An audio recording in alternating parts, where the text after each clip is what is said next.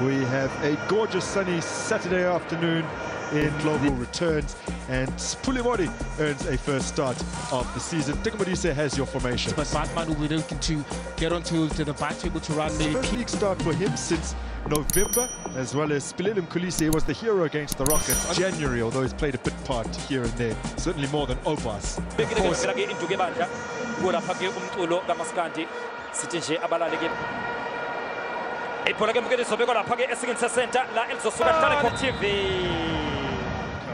As Mamelodi Sundowns get us underway here, clad in their blue and white. But will they be able to break down the defensive line that Kaizer Cheifs has? Trying to get in behind early with Antonio van Veek. As the game wears on. Mamelodi Sundowns will actually be dominating the ball position. Shabalala came off the bench to good effect in a midweek game against Skakuni United. One fewer day rest for Kaizer Cheifs than Mamelodi Sundowns. Missing 7 other matches against Sundowns that have taken place since he joined. As Batman receives a little isolated now. He does have some reinforcements arriving, and he gets the better of Johannes, and then it's a fairly wasteful delivery into the box. You can see his idea, of course, he was isolated, but he managed to beat his opponent on this right-hand side, left-hand side rather, and you can see that he's trying to pinpoint Monyano on the right-hand side. And these are the type of play that we really possession relinquished, and Sailor Mudau has it. Now Van Veek works some space. Kulise's first touch is heavy, and the ball is strayed out for a goal kick. Wins at home against Kaizer Cheifs for Sundowns, as Mudau's caught offside. A period over which they had scored 9 times and conceded just once. So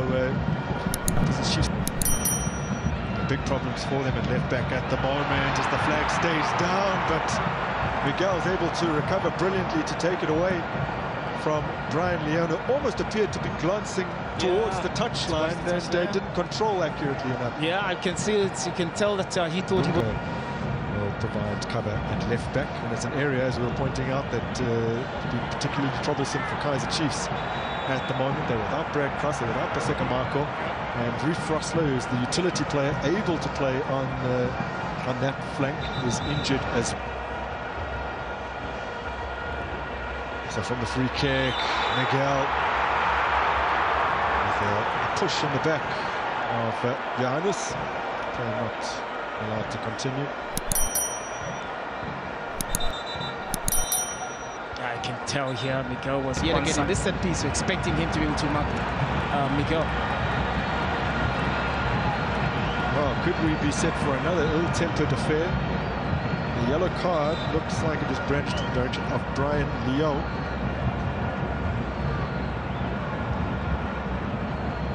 From behind, as they've had 2 in both of their matches this season, which have both won 3-2, but Bomo Kwena,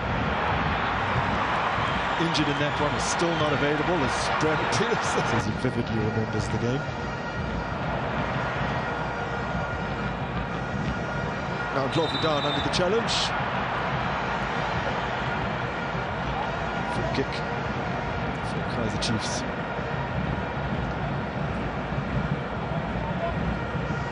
And so it does well there to be so excellent in that position. I'm not surprised that he's doing so well for Kaizer Cheifs in that midfield. Possession nicely retained here by Cheifs. Played into space for Pili, who hadn't looked across the line.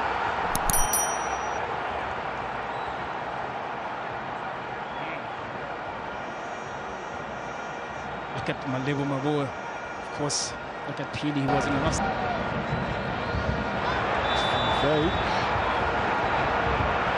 Goes to execute the little relay there, and side down by Inacio Miguel. He's the latest to now Mudau. Still, he drives it forwards. He's found Van Veek. Looking to shift it onto his right, which he's done brilliantly, but it did give the Chiefs defense an opportunity to close him down, and the effort from range is wayward. Not to see Obas, but excellent. Van Veek. Yeah, Van Veek is the one that really causes Chiefs problem. Dow again.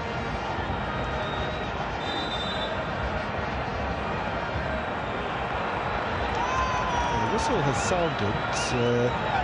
It appears as though the debutants have good disciplinary records.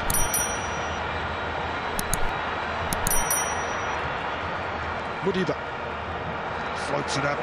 Leon looked to attack it, and then Opas on the volley. First time. Again. Slipping it through here for Pili. Going down under the challenge of Johannes. They will like the position of this free kick. Yeah, spoke about our Pili with the Modi on the left-hand side. Their minds as Kaizer Chiefs put this into a good area. And Ronald Williams equal to the effort from Inacio Miguel. Spoke again as to then how dangerous Kaizer Chiefs looks. Like they're on side with Johannes keeping them in. That man again, Miguel, getting out of it as well. Kekana wants some movement, and he gets it from Mudau. What a release here. Kuliso Mudau rolling it across. Some desperate defending, but they do get it clear. As you can see, with that cross as well, with that bounce. Gifted with a fabulous long throw ability, so a new weapon for Kaizer Chiefs this season. Now, as we draw towards the interval, Tusi Opas has gone in hard here, and he's the second Sundowns player to teams of this quality not to be knocking the ball around on this surface, which had already been drastically repaired last season, so they only did a little bit of reseeding at the beginning of this new campaign, and it is looking really good. Pili. Both sides have some very lively potential substitutes as Bartman finds himself offside.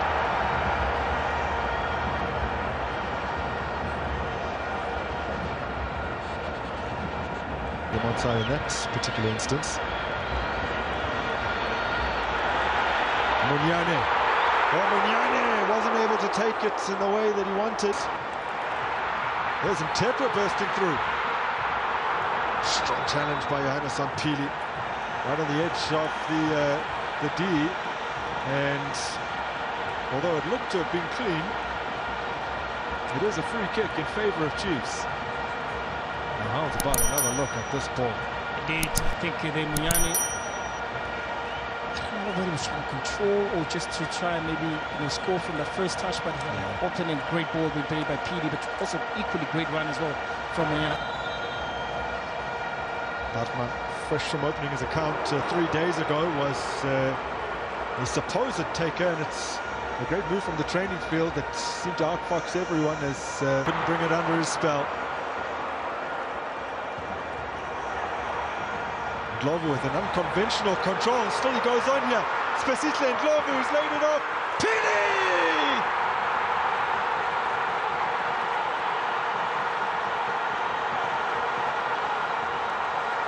Oh, the man for the big stage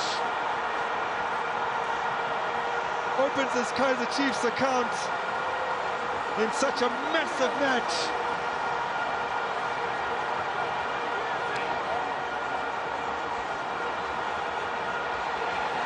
Pili has been the thorn in Mamelodi Sundowns' defense, but also credit also should go to Ndlovu, fighting for the ball.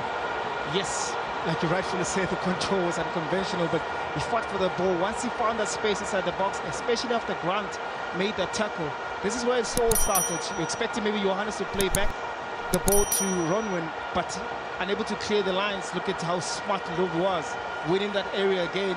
It sounds Kaizer Chiefs will have a recognised striker on the field in the form of Ondile Duba. Brace for him against Kruger United in their opening game. Ethan Chislett is the other man to make as well onto the TK, and he is in there today courtesy of Spinisa and Win, as Van Beek and Kulise make way here for the youngster.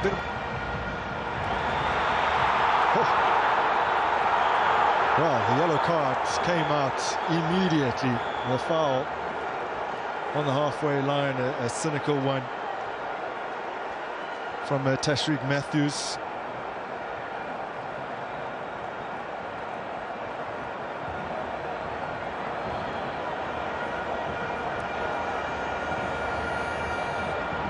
Can they make it 3 wins on the spin to open their campaign as they did last season? Oh, that is sensational. Now Allende has a chance and can't beat Peterson. It's unclear. Cassius Mailula is on. Man who did come off the bench to win them the MTN 8 quarter-final in extra time, as it is a goal.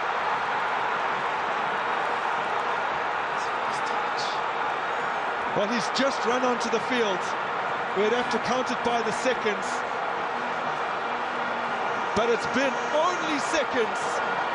And Cassius Mailula, one of the shortest players on the park, rises to hit that beyond Peterson. It's the most remarkable equaliser.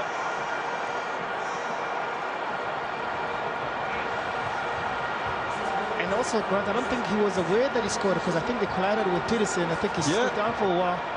And then when he saw that the players celebrated with him, look at this ball being played. He fought for that ball. Oh, there he is. I guess also it allowed Peterson to come out and tackle. Now Brian Leon gets away from his man. Modiba. Mailula lays it off. And a critical interception from Kaizer Chiefs. Tasingwa did feature in the MTN 8 defeat that they suffered. But here he is, winning league minute. From a ball from Mokoena, but offside is Mailula.